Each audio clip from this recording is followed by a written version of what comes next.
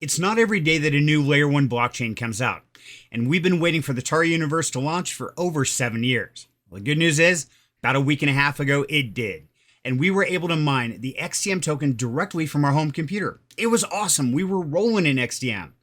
But then a couple days later, the mining pools popped up, and since then the hash rate has gone through the roof. Now these hash rates got so high, it simply wasn't profitable anymore to mine from our home computers. So what do? Just give up? Nah, no way. In fact, I'm going to show you exactly how you can go out and rent high-end GPUs and CPUs and get them to work on the Tari blockchain to keep mining those XTM tokens.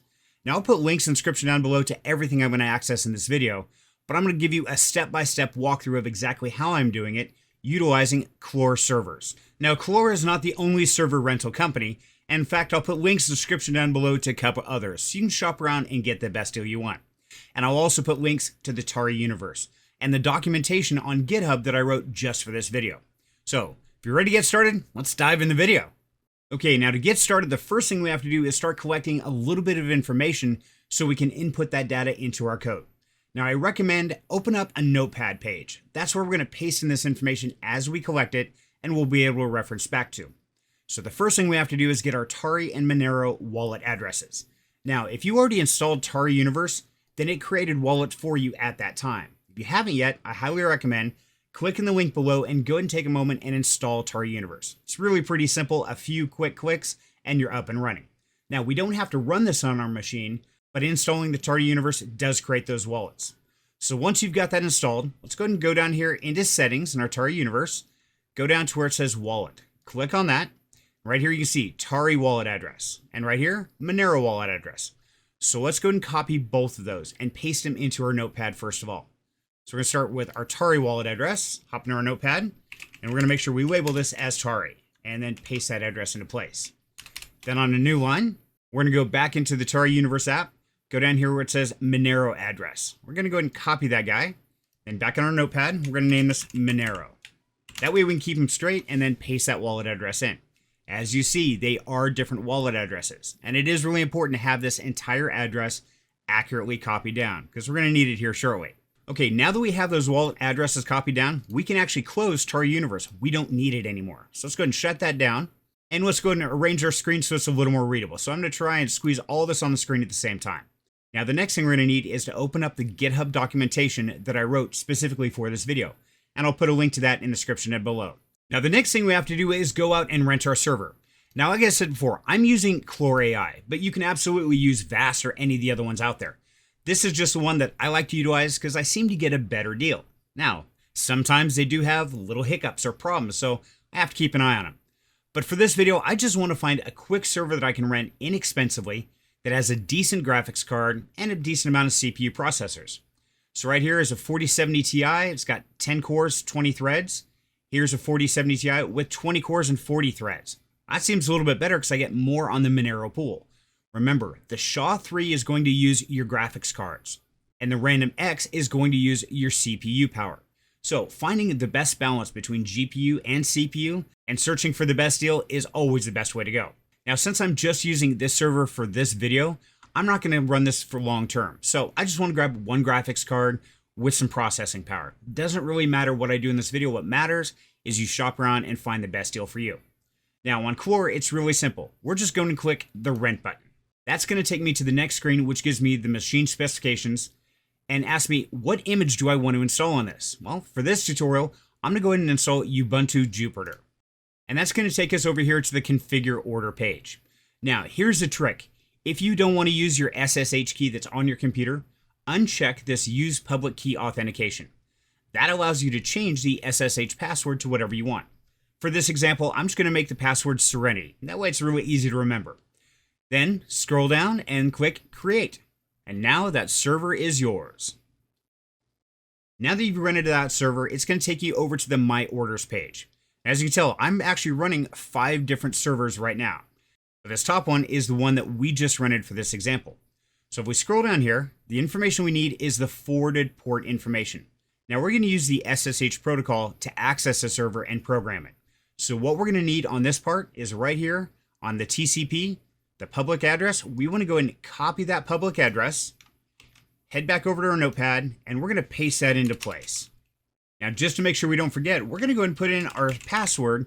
That way it's on the same page for a quick reference.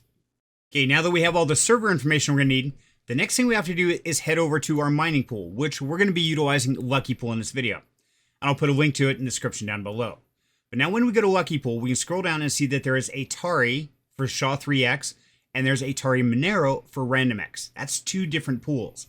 What we have to get is the pool mining address for each of these. So let's go ahead and start with the Tari SHA-3X one. So if we click on that, then we go down to how to mine.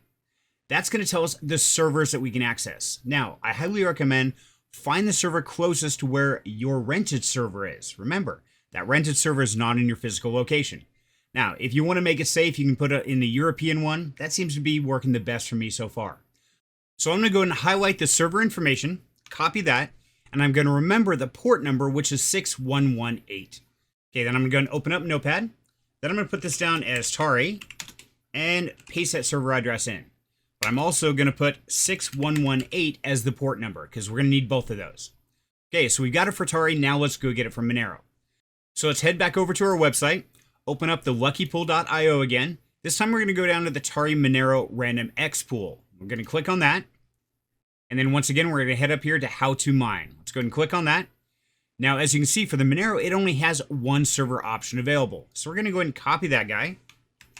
And we can see that there's a port number 8118 or 443. I've been using the 8118 so far, but if you need to utilize TLS or SSL connections, then you might want to go with the 443. But right now, we're going to go and use the 8118 for this example. So let's go and open up our Notepad. Let's add a new line. We're going to go with Monero on this one.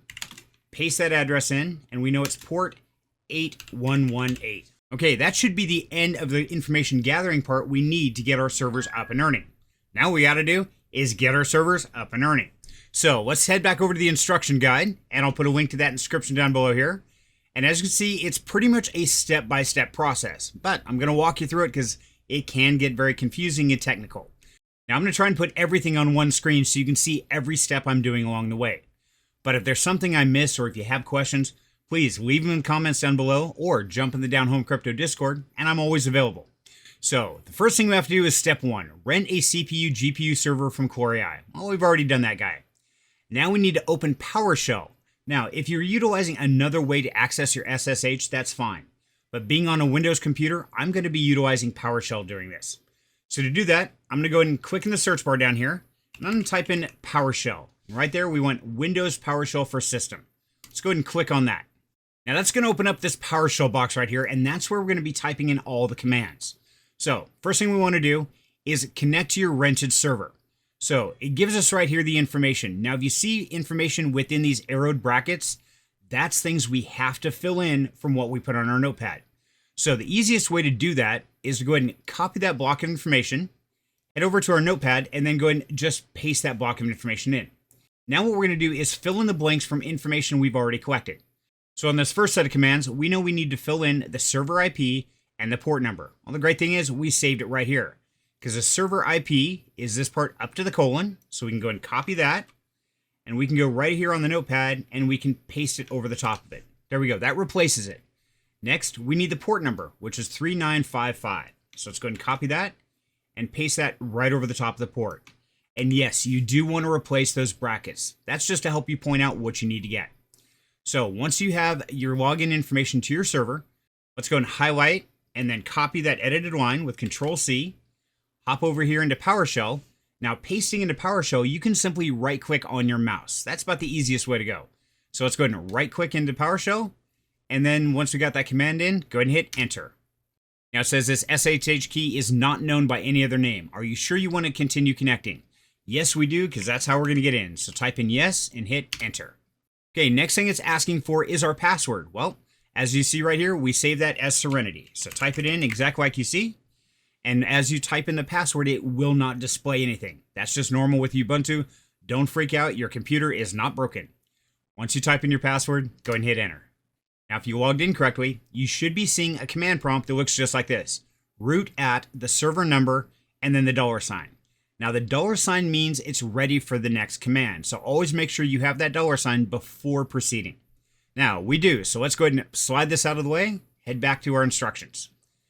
Now, step 2 says install dependencies. Really simple. Go ahead and click the double icon here to copy that block of code. Go over into Ubuntu, right click, and it'll paste it in and hit enter. Now this is going to go through and install all the dependencies we need to get our miners up and running. So let's go ahead and give this a minute to get them all set up.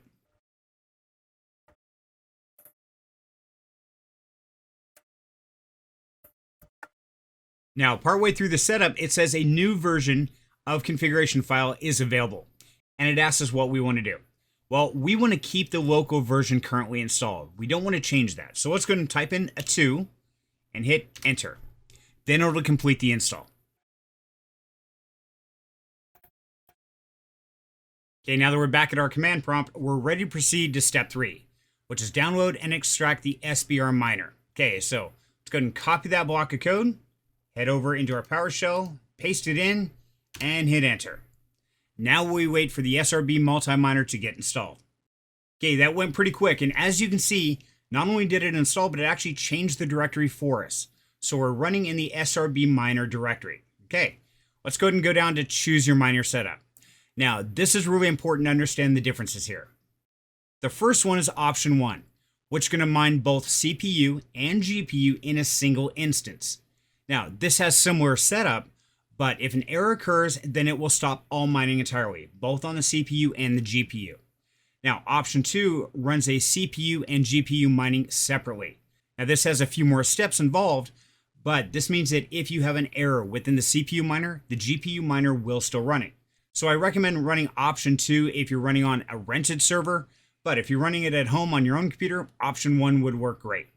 But for this example, we're going to go ahead and set up option 2. So let's go ahead and scroll down until we find option 2. And there we go. That's option 2. Okay, so the first thing we're going to do is create a GPU mining startup script. So first thing we want to do is copy this block of code and paste that into our PowerShell. There we go. Now, of course, PowerShell looks very different. That's because we're actually going to be pasting in the code that will be running our miner. So next step says copy this code into Notepad. Okay, so let's go ahead and copy this entire block of code, head back over into our Notepad, and paste that into place. Okay, and now the directions say replace the Tari wallet with wallets on Tari Universe. So we already got our Tari wallet up here, so let's go ahead and copy that. And we're going to paste that right over the top of the Tari wallet. Now, keep in mind, you do have to replace the brackets as well. So paste that in. Then it says replace worker name with anything to help us identify this specific server. So this server, we know we're going to call this Serenity Test, because that's what we're doing here. That way we can keep them straight. Now lastly, we need to replace the pool with the closest GPU mining server. Now, the trick here is if we're renting a server, we may not know where that server is actually located. So it's hard to say if you should go with the France or Canada, Singapore, Poland, or Germany. Primarily, I've been running on the main one, the Tari.LuckyPool.io. So I'm going to go and copy that one and then paste that right into the pool field. Okay, so that completes everything we have to edit in this code. Now it says paste the edited Notepad version into the start GPU mining.sh file. So what we want to do is copy this entire block of code, then open up our PowerShell window and go ahead and paste that into place. Now, next says save the file. So to save, we're going to go Control X. It's going to say save modified buffer and yes, and press enter to save the file with the same name. Okay, and enter. There we go. We've got it saved and we're back at our command prompt. So let's go ahead and go down to the next step. Now it looks like we're going to do the same thing, except for we're going to create a CPU mining startup script. So let's go ahead and copy the start CPU mining.sh, paste it into PowerShell, and hit enter. Hey, that looks really familiar. I'll bet we're going to do the same thing. So let's go ahead and scroll down. It says copy this code into Notepad. So let's go ahead and copy that block of code, head back into our Notepad, and we're going to add a couple spaces so we don't get this confused, and then paste it into place. Now to make this easier, I'm going to go ahead and maximize the screen because we kind of know what we're doing here. Now the first thing in this code is talking about CPU threads. Now as you can see, this is set to use exactly 95% of all available threads. If you want to use less threads, you can go in and change this number right here. That's what percentage of the available threads it's going to use. I've been running with 95 and that's been working out pretty well. But make sure you have some threads always available. Otherwise, your server may get overloaded and crash. So let's go through and find the blanks we got to fill in. So wallet, first thing we need is our Tari wallet. Well, we know we have that up here. So we're going to go ahead and copy our Tari wallet, and we're going to go down and replace Tari wallet. But now we're also going to replace the Monero wallet. But see this plus symbol right here? Make sure that stays there. That's really important to have in place. That's what tells it how to merge mine. So let's go ahead and copy our Monero wallet, and then paste that over the top of Monero wallet. Okay, last is worker name. What do we want to call this? Well, so far it's been working pretty good with Serenity tests, so we'll do the same thing. Okay, and we don't have to replace the pool because there is only one pool available for the Monero merge mining. So once we have that all into place, let's go ahead and copy that block of code, head back into our PowerShell, and then paste it into place. Okay, once we've got that, let's go ahead and save it, which is Control X and Y, and enter. So we have now created our start GPU mining.sh and our start CPU mining.sh. Those are the two mining programs we're going to run for the individual miners. So let's go back to the directions. So now that we've replaced the Tari wallet, the Monero wallet, and the worker name, and we've gone through and saved it. Okay, step 2C, make both files executable. Okay, so let's go ahead and copy this block of code, head back over and right click. That'll paste it in and hit enter. Okay, our files are now executable. Now it says start GPU mining. So let's go ahead and copy that block of code to tell it to start mining. Right click in the window and paste it into place. Now, if we did everything right, it should look just like this. It should list out how many GPUs you actually have mining. And on this server, we have one GPU. And it says GPU auto-tune started. Hash rate will fluctuate while tuning. Now, this can take a few minutes until this gets up and running. And we'll know that it's running great when it says CPU results accepted. So go ahead and let it run. But now we have to keep going because that's only the GPU mining part. Now let's get the CPU mining started. Now remember where it said there were two different instances. Okay, so this is where we have to open a second PowerShell tab. So to do that, go ahead and click the plus right here to open another tab. Now we're going to log right back in with the exact same information we had. Great thing is we saved that on Notepad. So let's go back to our Notepad, copy our login information, go back into our PowerShell, and then paste that into place. Hit enter, and it's going to immediately ask us for our password. So type in our password and hit enter. Okay, and there we go. We're back at the command prompt. So let's go ahead and bring our instructions back up. Now it tells us to change the directory to the SRB miner. So let's go ahead and copy that, paste that into place, and hit enter. There we go. Now we're in the SRB miner. Next it says start CPU mining. Now this is because we already wrote the script to do the CPU mining. So all we have to do is copy that and paste it into place and hit enter. And there we go. Our CPU mining is up and running. All right. So we're actually running two different instances. We have our GPU mining over here running on one tab. And as you see, results accepted.